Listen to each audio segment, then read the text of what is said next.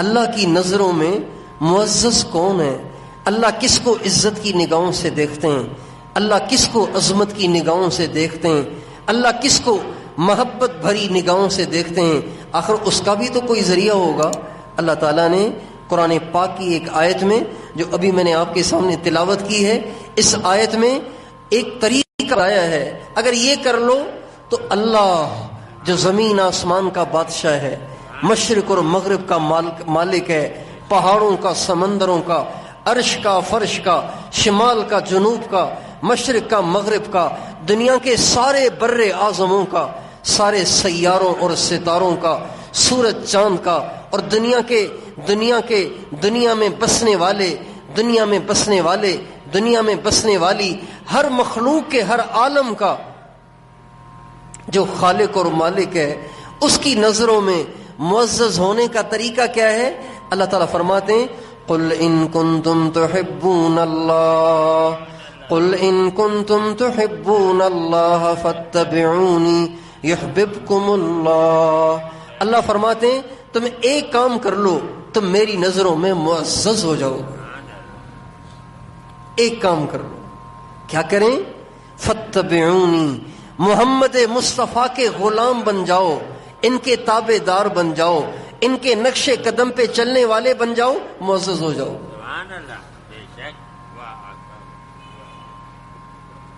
اب جو حضرت محمد صلی اللہ علیہ وسلم کے نقش قدم پہ زندگی گزار رہا ہے وہ معزز ہے اللہ کی نظروں میں۔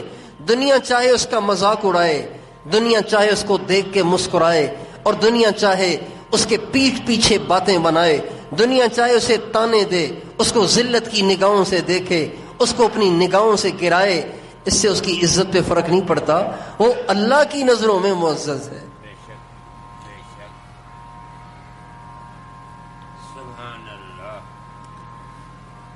اب اس آیت سے یہ نتیجہ نکلا کہ جس کی زندگی جتنی زیادہ نبی کریم صلی اللہ علیہ وسلم کی زندگی سے میل کھائے گی نا، وہ اتنا زیادہ معزز ہو جائے گا۔ جو تھوڑی سی تو حضور کی مانتا ہے، تھوڑی سی نفس اور شیطان کی مانتا ہے، ماحول اور معاشرے کی مانتا ہے، تو وہ بھی اللہ کی نظروں میں محبوب ہے، لیکن پورا نہیں، تھوڑا سا۔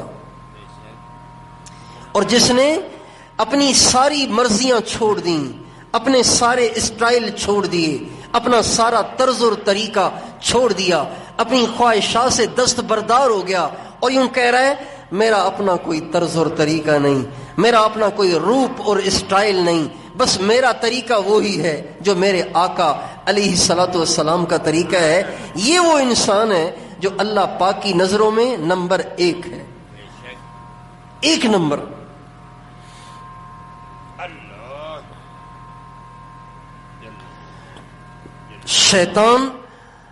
شیطان اس بات کی کوشش کرتا ہے کہ کبھی بھی مسلمان نبی کریم صلی اللہ علیہ وسلم کے طریقے کی طرف نہ جائے۔ پھر وہ کیا کرتا ہے؟ یا تو وہ دل کے اندر حجاب ڈال دیتا ہے، حجاب،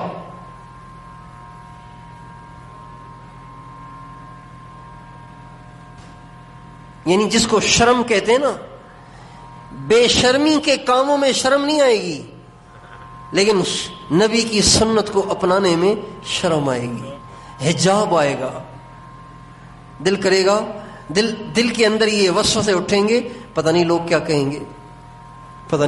کہیں گے۔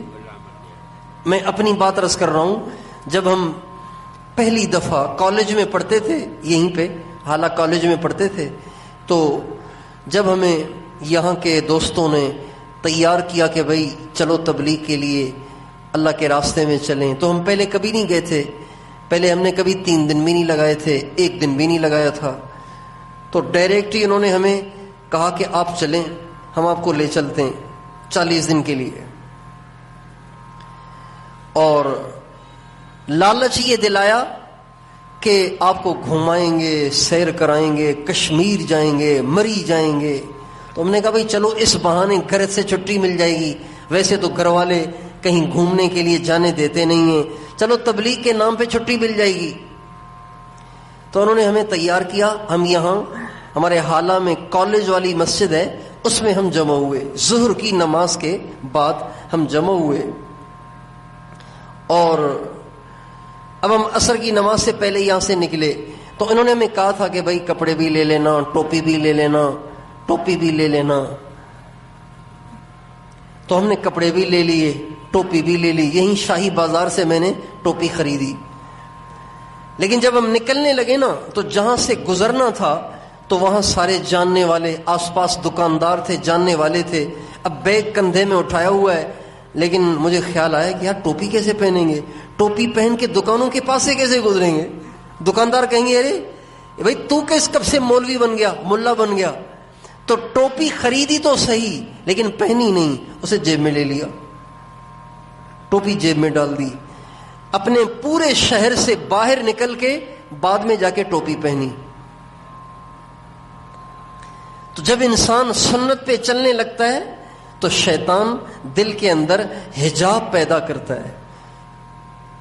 ویسے بے شرم ہوگا, بے حیا ہوگا, لیکن جب سنت پہ چلنے کا وقت آئے گا تو شرم دلائے گا. ویسے بے حیائی بھی کر لے گا, بے شرمی بھی کر لے گا, بے غیرتی والے کام بھی کر لے گا, لیکن جب سنت پہ چلنے کا وقت آئے گا تو شیطان اس کے اندر حجاب اور حیا اور شرم پیدا کرے گا کہ لوگ کیا کہیں گے, شرم آئے گی.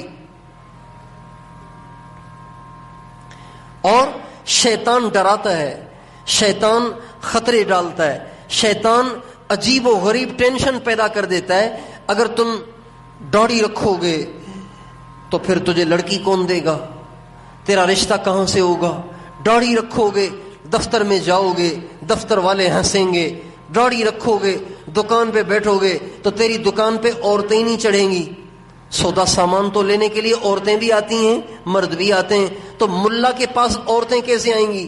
تو تیرے گاہک بگڑ جائیں گے اور تیری بکری خراب ہو جائے گی, تیرا کاروبار خراب ہو جائے گا. اور داڑھی رکھو گے تو رشتہ داروں کو کیا منہ دکھاؤ گے, رشتہ داروں کے پاس کیسے آ جا سکو گے, دوستوں میں کیسے بیٹھو گے. ہوٹل پہ کھانا کھاتے ہیں تو ہوٹل پہ جا کے کھانا کیسے کھاؤ گے. موٹر سائیکل پہ بیٹھ کے گھومتے ہیں تو بھئی موٹر سائیکل پہ بیٹھ کے گھوم کیسے سکیں گے. ایک سنت پہ عمل کرنے کا جب آپ ارادہ کریں گے تو شیطان 1000 وسوسے ڈالے گا آپ کو اس سے ہٹانے کے لیے, اس لیے کہ اس کو پتہ ہے کہ یہ ایسا عمل کرنے لگا ہے کہ جس عمل کی وجہ سے یہ اللہ کی نظروں میں معزز, اللہ کی نظروں میں بڑا بن جائے گا. اگر یہ اللہ کی نظروں میں معزز ہو گیا تو میرا تو بیڑا غرق ہو گیا, میری تو ساری زندگی کی محنت تباہ ہو جائے گی.